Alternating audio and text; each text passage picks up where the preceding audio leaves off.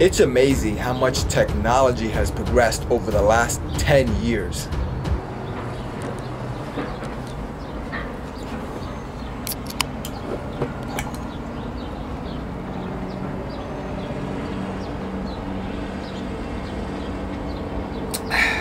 Refreshing. Okay, now I'm ready.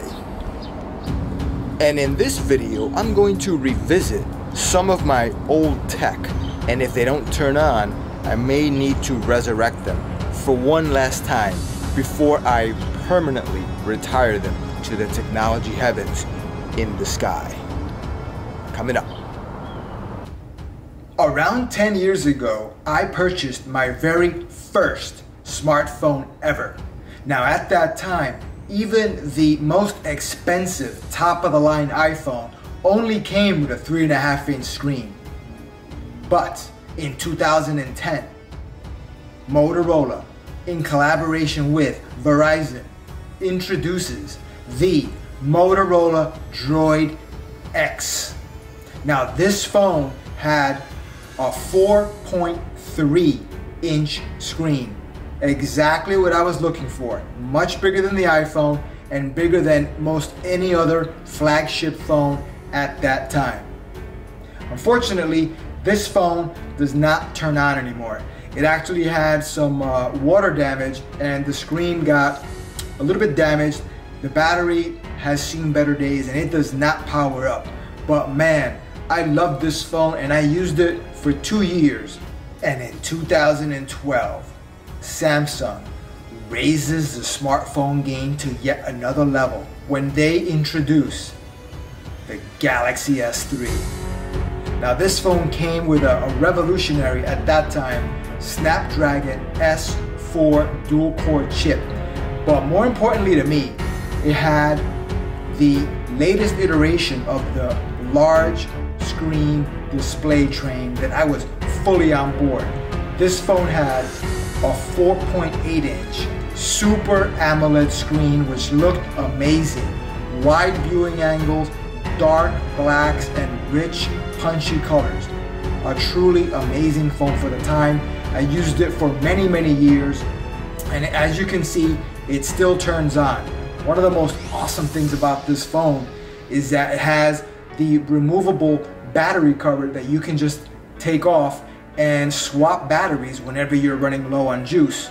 Unlike the iPhones, which at the time and to this current day, and unfortunately every other smartphone, when the battery runs low on most phones nowadays, you're done. You have to charge up again.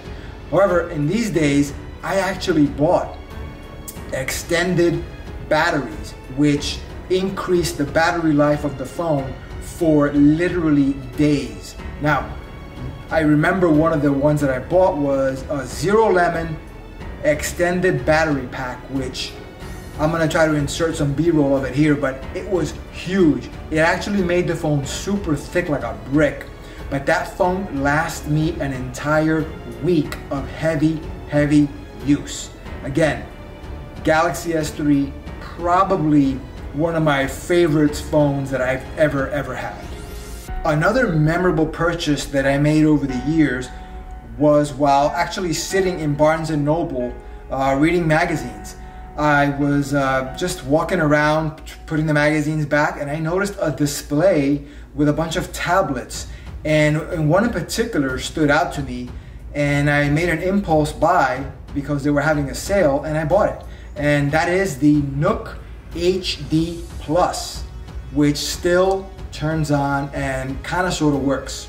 Now it's very slow, it's obsolete now, but it still, you know, turns on. I could watch videos, I could surf the net, but again, very slow, and I don't think it's going to be too reliable in the very near future. So it's on its last legs. But at the time, it was one of the more affordable options, and considering the prices of iPads, this thing was a solid value. It had a 9-inch screen, HD 1080p resolution, and pretty good speakers. So it was great for just basic content consumption, watching Netflix, YouTube, and that's pretty much all I wanted it for. And I was very happy with this tablet for years. Another part of the Nook HD package deal was this nifty HDMI TV adapter kit. Now this was pretty cool because it basically allowed me to output a 1080p signal direct to my television. So I basically had a smart TV overnight, whereas before that, I just had a regular TV. All right, I'm gonna go outside for this only because this next piece of tech is so huge that I can only fit it on a table.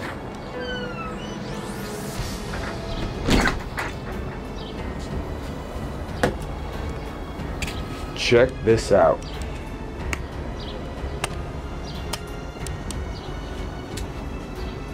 This is my Dell full-blown 17-inch workstation laptop that has got to be close to 15 years old. I'm not sure if this is going to turn on. I'm actually pretty curious. Let's see.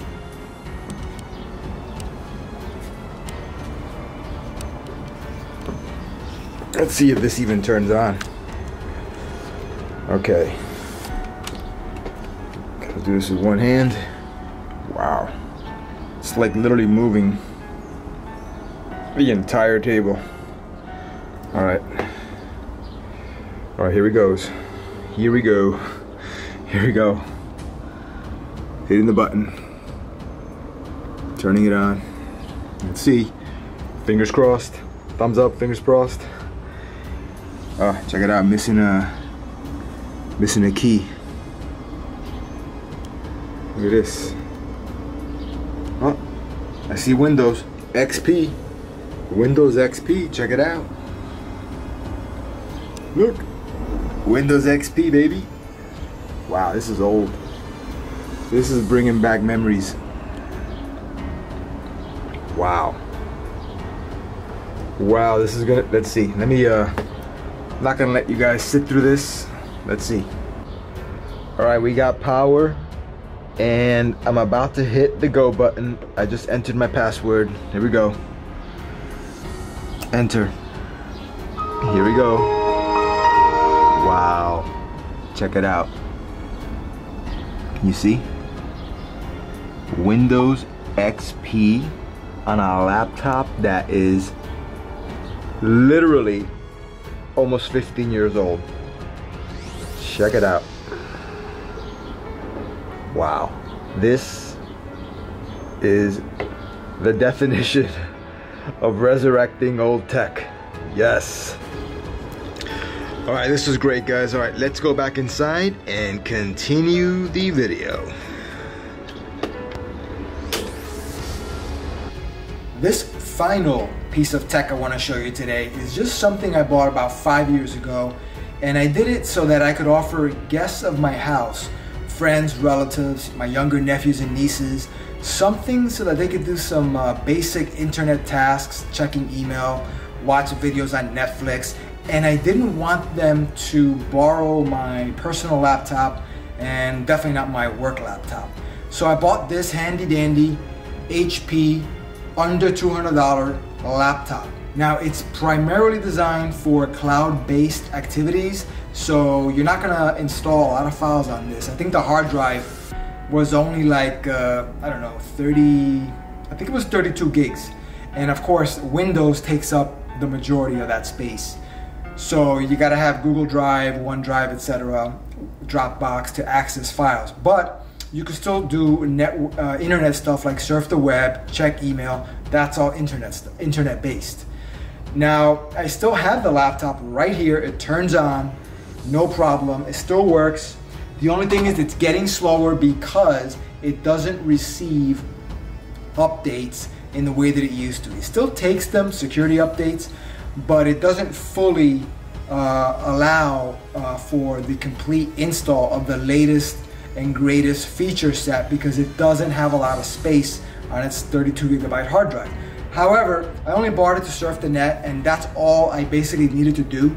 As you can see, it's in good shape. It does actually everything I needed to do, and I'm probably gonna wind up giving this to a relative just so that they could have it, or a younger nephew or niece. And it's a great little device, served its purpose, but time to depart. Alright guys, with that being said, I want to thank you for watching this video, and as I gradually ramp up content on this channel, I will see you in the next one.